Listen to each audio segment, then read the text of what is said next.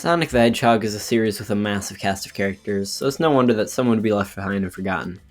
In some cases, like the Hooligans or Mighty and Ray, they get enough fan recognition to return to the limelight. But for others, they'd remain largely forgotten. With some of these, it's honestly a shame that they've been largely unused, like Egor. And for others, it's a lot more understandable, like, well, we'll talk about it. Lumina and Void are the two halves of Illumina and only appear in Sonic Shuffle. In Shuffle, a Dreamcast party game, Lumina would tag along with Sonic and friends, with Void acting as the antagonist.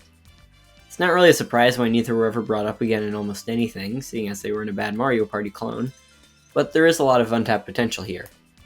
They both come from Imaginary World, an alternate dimension made of a mix of people's dreams and reality. Precious Stone, a gem made from people's hopes and dreams, keeps the Imaginary World together, until Void broke it, making it so Imaginary World is at risk of disappearing. And can we take a moment to just appreciate that a spin-off party game was given this much story?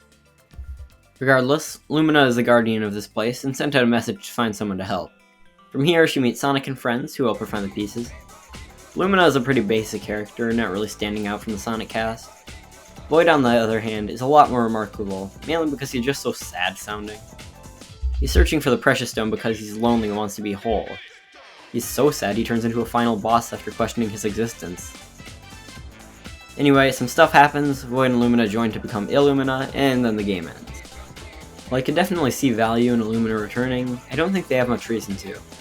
I think Illumina works best as two separate characters, and I'd be happy to see Void come back, maybe in an IDW spin-off, but there isn't much to say about them beyond that.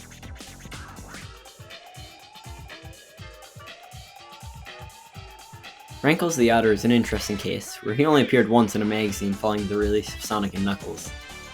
Basically, this magazine claimed that if you found him in the game and had proof of that, you get a cash reward.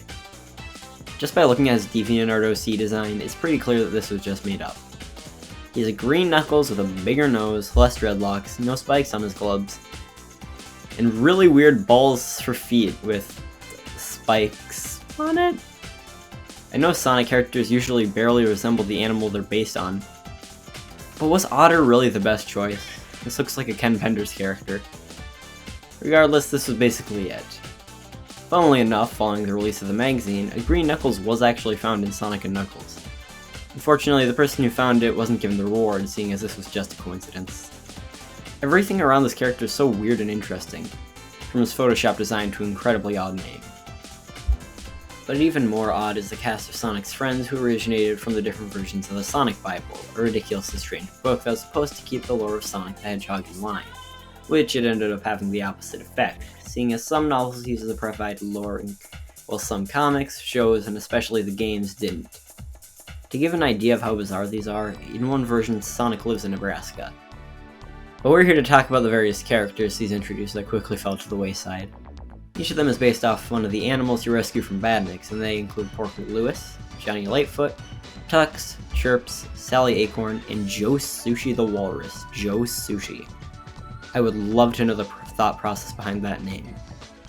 Interestingly, this is also the first appearance of Sally Acorn, who would later on go to be a massive character in the Archie comics in SatAM.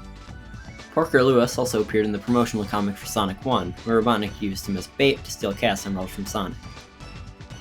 In the second draft of the Sonic Bible, he also teaches Sonic about, strangely enough, the dangers of fire. I guess he knew about the flames of disaster. In the same draft, Joe Sushi teaches Sonic how to dive and swim, which is strange considering in the games he could do neither. Chirps the Chicken would teach him how to use the spin attack. Johnny Lightfoot the Rabbit would teach him how to run incredibly fast. Sally Acorn would teach him how to jump high. Flicky the Bluebird inspired Sonic with her lifestyle. And lastly, Tux the Penguin taught him how to find bubbles underwater. Outside of the Sonic Bible, these characters would feature heavily in the novels written by Martin Adams. None of them in these books are particularly outstanding as characters, but they get the job done as a supporting cast. Interestingly, all the characters would get evil counterparts based off horror characters in the novel Castle Robotnik.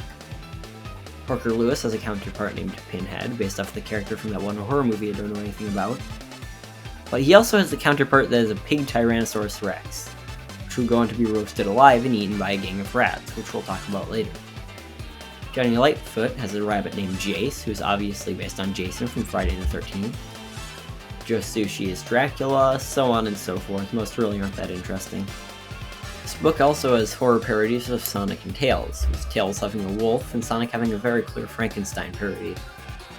The Martin Adam books also feature several original characters. Going back to that rat gang, they're led by a rat named Capone.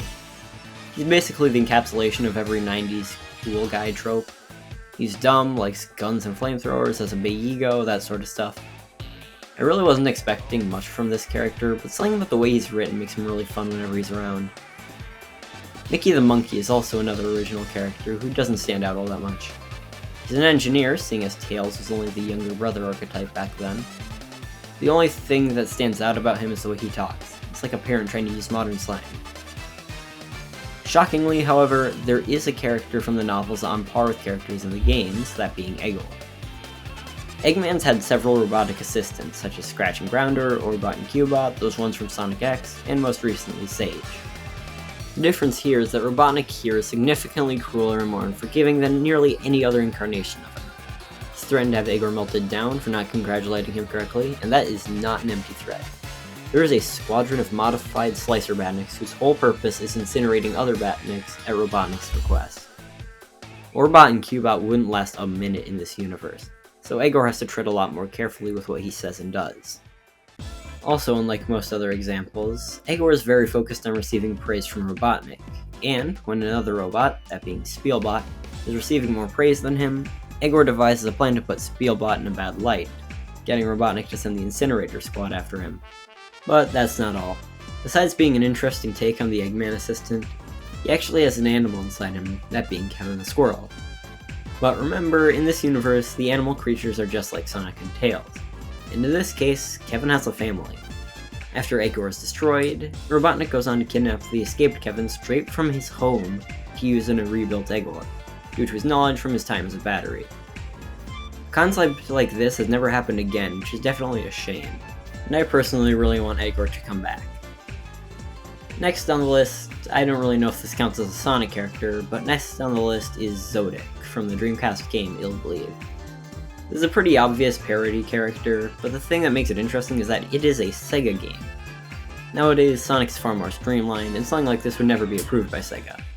He shows up at the end of Stage 6, Toy Hunter, in which you have to play as a toy cowboy. In the fight, he rolls up in a bulk to crush you, drops rings when he's shot, and has several basic attacks, which I would show footage of, but I don't have a Dreamcast or this game. Once you beat him, it's revealed that he's actually an animatronic being controlled by these two guys. I haven't played Ill Bleed, but from what I've seen of it, it is absolutely unhinged in every way imaginable. I actually neglected to talk about a certain character who plays a minor role in this scene because this video would probably get taken down because of it. And again, who at Sega saw this and approved it? Honestly, we need more stupid stuff like this. There are plenty more characters I could talk about, like the Hooligans, Metal Knuckles, Ian Jr., Honey the Cat, Rocket Metal, among exclusive characters, etc. But all of these have become kind of famous for how underutilized they are, and don't even really count as obscure anymore. I try to keep it so that anyone on this list is someone you probably haven't heard of before, even if that makes the video shorter than I'd like. Like I mentioned earlier, I can understand why some of these haven't come back, like the group from the Sonic Bible. We have a good cast of friends for Sonic, and unlike the characters that IDW added, none of these stick out as much. I mean, who actually likes Tux the Penguin as a character? On the other hand, characters like Void and especially Egor could still work in the main series, and I truly believe they should return. I know that the chances of a side character from a long-forgotten book series from the 90s returning is slim to none, but hey.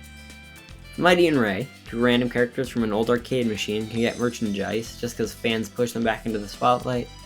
Maybe it's possible. Even Rankles has the potential to be something special, and he's already begun to gain recognition online. I really enjoy looking at the less talked about parts of the Sonic franchise, which is why I talk about the 8-bit game so much, and this was a fun video to make. If you liked the video, please leave a comment, like, all that, and I'll see you in the next one.